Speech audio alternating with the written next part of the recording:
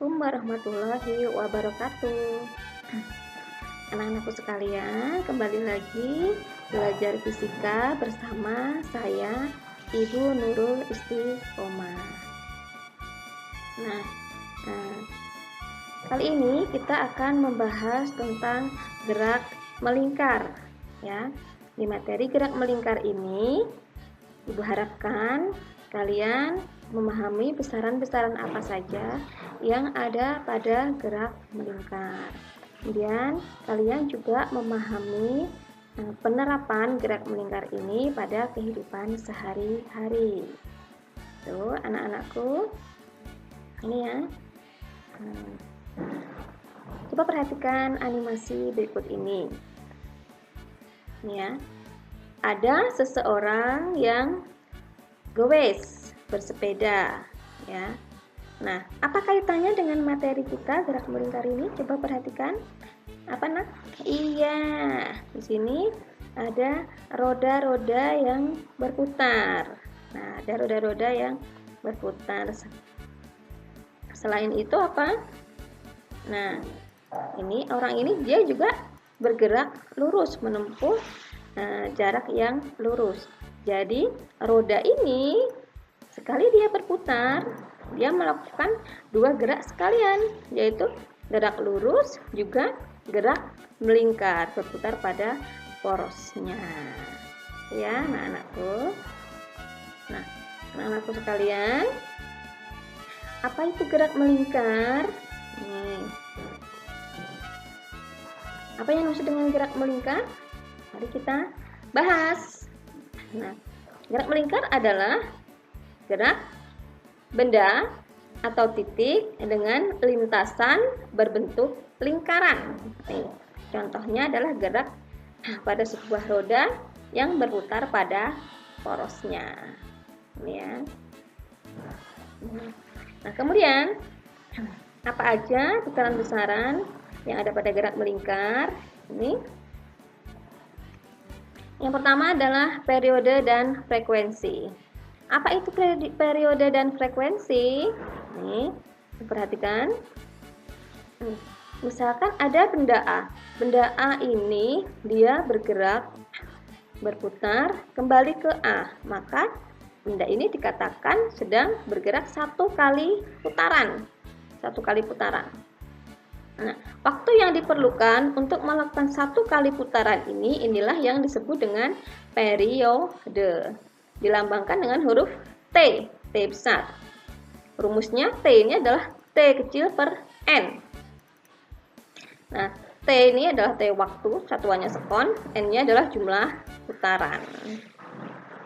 Frekuensi, apa itu frekuensi? Frekuensi adalah banyaknya putaran yang dilakukan oleh benda dalam waktu 1 sekon. Frekuensi ini dirumuskan N per T. N kecil per T. Satuannya adalah Hertz, H, Z. Nah, jika diperhatikan rumusnya, di sini ada berkebalikan ya. Sehingga antara periode dengan frekuensi ada hubungannya. Periode adalah seper F, F adalah seper T. Itu ya, Nak. Nah, kemudian yang kedua, ini adalah perpindahan sudut. Karena berbentuk lingkaran di sini, maka perpindahan pada gerak melingkar ini disebut dengan perpindahan sudut. Lambangnya adalah theta, seperti 0 tapi ada garisnya di tengah. Ini theta. Satu kali putaran. Misalkan dari titik A ke titik A, satu kali putaran. Misalkan benda A dia berpindah ke titik B. Nah, dia di sini, nah ya, dari A ke B, dia di sini membentuk sudut. Nih. Nah, satu kali putaran pada gerak melingkar di sini 360 derajat. Kalau dijadikan radian, maka 2 pi radian. Ini ya.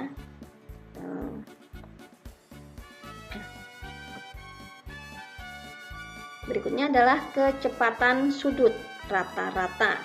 Kecepatan sudut dilambangkan seperti huruf W, tapi ini membacanya omega. Nah, omega ini adalah perpindahan sudut dibagi dengan waktu. Ini ya.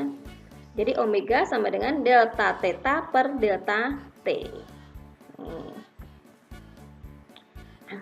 Nah, anak-anakku sekalian, seperti di gerak lurus ada GLB, di gerak melingkar juga ada gerak melingkar beraturan atau GMB. Apa itu GMB? GMB di sini adalah gerak benda yang menempuh lintasan melingkar dengan kecepatan tetap. Jadi cirinya adalah V-nya tetap. Nih, besaran-besaran apa saja yang ada pada gerak melingkar beraturan ini? Yang pertama adalah perpindahan linier dan perpindahan sudut. Nah, perpindahan linier di sini karena tadi ya di awal tadi ya, waktu si anak goes dia kan menempuh lintasan lurus sehingga perpindahannya linier atau lurus. Kemudian si roda juga bergerak berputar, maka perpindahannya pada gerak melingkar namanya perpindahan sudut. Antara perpindahan linier dan perpindahan sudut di sini ada kaitannya, hubungannya delta T sama dengan delta X per R. R-nya adalah jari-jari. Nih. Nah, kemudian yang berikutnya adalah kecepatan linier. Kecepatan linier di sini adalah V, ya. V adalah hasil bagi panjang lintasan linier yang ditempuh dalam selang waktu tertentu. Di sini dirumuskan V sama dengan 2πr per T atau 2πrf karena tadi antara periode dan frekuensi ada kaitannya. Dan yang kedua adalah kecepatan sudut. Kecepatan sudut di sini adalah hasil bagi sudut yang ditempuh dengan selang waktu tempuhnya.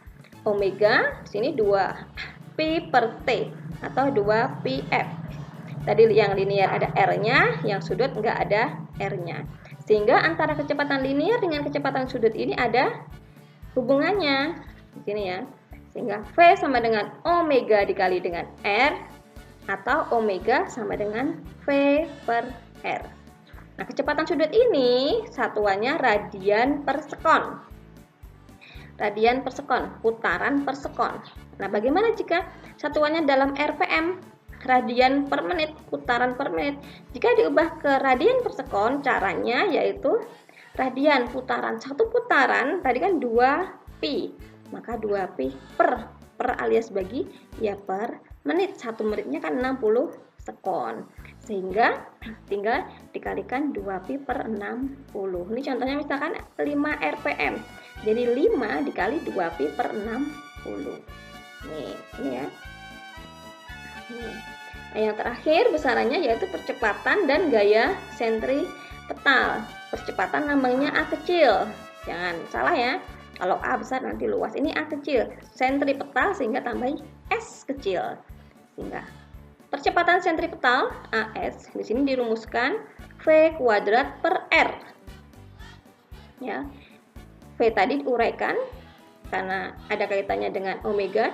Jadi menjadi omega R, sehingga rumus percepatan sentripetal di sini selain V kuadrat per R bisa omega kuadrat dikali dengan R.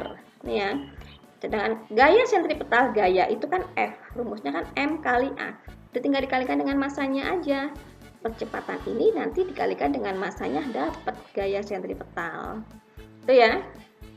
Nah, anak-anak sekalian, yang kedua, ini adalah hubungan roda-roda pada kehidupan sehari-hari. Nih. Nah, hubungan roda-roda ini dibagi menjadi 3. Yang pertama adalah sepusat, kemudian bersinggungan, dan dihubungkan dengan tali. Nah, kita bahas yang pertama adalah yang sepusat. Roda yang sepusat di sini, jadi sama pusatnya. Sama pusatnya di sini, sama porosnya ya. Jadi misalkan roda 1 dan roda 2 jadi satu tempat. Ini kaitannya bagaimana? Nah, roda ini kalau misalkan roda besar arahnya searah jarum jam. Roda yang kecil juga sama nantinya. Jadi arahnya sama. Kemudian hubungan rumusnya bagaimana? Di sini yang sama adalah omeganya, kecepatan sudutnya. Jadi nanti kalau berputarnya cepat, sama-sama cepat. Iya, gini ya. Jadi kalau rodanya sepusat di sini maka yang sama adalah omeganya, kecepatan sudutnya yang sama karena memang satu sudut atau satu poros. Jadi kalau misalnya roda kecil dia cepat, maka roda besar juga cepat. Arahnya bagaimana? Arahnya juga sama di sini. Nah, dalam kehidupan sehari-hari contohnya adalah ban luar, ya, ban luar di sini. Ada ban luar, ada ban dalam. Ya, itu kan satu porosnya. Nah, kemudian yang kedua adalah hubungan roda-roda yang bersinggungan. Yang bersinggungan di sini, coba perhatikan gerak rodanya. Rodanya kalau misalkan dia bergerak searah jarum jam, maka roda yang satunya dia bergerak berlawanan arah jarum jam. Jadi kedua roda ini berlawanan arah.